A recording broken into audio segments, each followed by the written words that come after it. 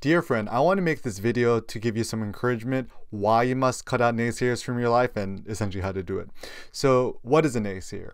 A naysayer is somebody, whenever you give them your idea, you give them some sort of inspirational thought you have, they give you all these reasons why you're going to fail and why your idea isn't going to work. It's so important, I think, in life. The best way to stay motivated, to stay inspired, and for you to follow your dream and your passion is not to add more inspirational people or motivational people to your life, but being very ruthless and cutting out the negative people from your life, the naysayers, the people who give you reasons why you'll fail. The reason why I think this is important is that naysayers, they're not necessarily bad people. They honestly could be saying what they think is best for you, but the issue is they don't know what's best for you, only you know what's best for you. And a lot of people who are naysayers are just generally risk averse, meaning they don't like to take risks in their life. They like to have the steady 9-to-5 job, and they might be close friends, families, coworkers, and they might just not want to see you go bankrupt or fail. Or, this is the thing, there are some people out there who just have such a low self-esteem and low self-ego themselves that when they see you trying to pursue your dreams, either consciously or subconsciously, they're like crabs in a bucket. They use their pincers, they're trying to drag you back into the bucket. And this is kind of a cultural thing, is that depending on where you live or the culture in which you grew up in, there are some cultures out there where they praise the risk takers, they praise people taking chances and making their own businesses. Then there's other cultures out there which discourage innovation, that promote the safe path in life. So for example, I'm Asian American, parents are from Korea, I was born in the States, and in Korea it's all about, be a doctor, a lawyer, do something safe, don't do anything weird. Whereas in America, it was more like, oh, be an individual, follow your passion, you can do anything you want. And I think it was actually nice to have a balance of both, because it's good to be an entrepreneur, to be a risk taker, to do something a little bit foolish, but at the same time, having some sort of backup option. So I'd recommend, if you want to be a photography entrepreneur, don't just go out and quit your job immediately. I think it is important for you to, once again, cut out the naysayers from your life and start off your business, your hustle on the side while you have a 9-to-5 job. Like for myself, when I started my passion for street photography and I started my blog, I had a 9-to-5 job. I was working as an online community manager for a tech company, and it was really nice because I didn't have to be so stressed about having to instantly monetize my passion or what I was doing. Rather, I spent that year of incubation, of building my following, blogging, and building some sort of following before I was able to start doing workshops or figure out what I wanted to do with my photography in my life. So once again, think about yourself as a risk taker, as a photographer, entrepreneur.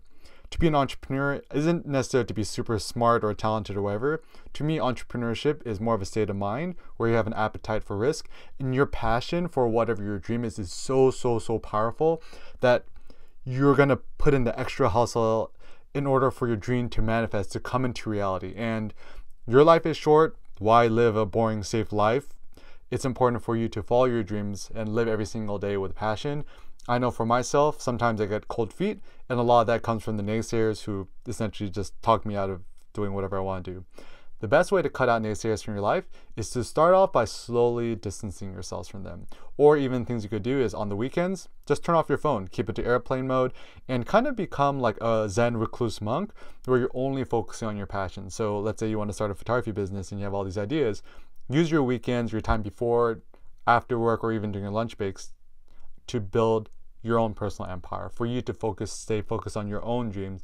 And it's important for you to kind of tune out the outside world, because once again, the rest of the world, they're going to give you a million reasons why you're going to fail, and you're not going to know if you're going to succeed or not until you actually just try it out. I mean, you could be the smartest person and no one has the gift of prophecy, and even what we think is a quote-unquote bad idea, like Airbnb, sleep at strangers' houses, or Uber, go into the cars of random people. These are like horrible ideas, but I think it was more about execution. It was more about the tenacity.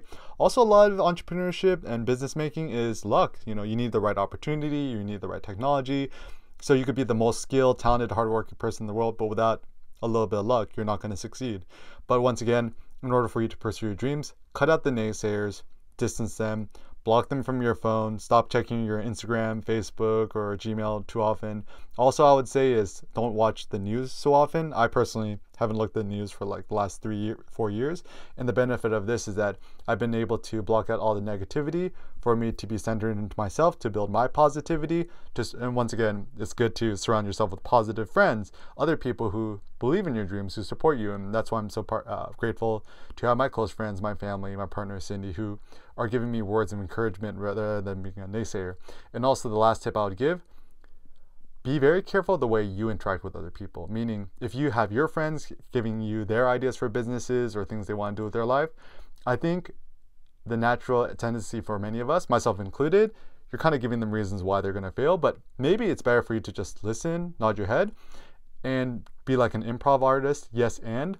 So tell them that their idea is a good one, and give them constructive ideas how they could better succeed or ways that they could prevent failure. But I don't think it's a good idea to just tell people that they're dumb or they're going to fail. Rather, just try to empower them and give them guidance to encourage them to take more risks. You want to be a risk taker. Cool. So once again, friends, just believe in yourself, go out and do it, and live every day with passion. I believe in you, and I think you believe in yourself as well.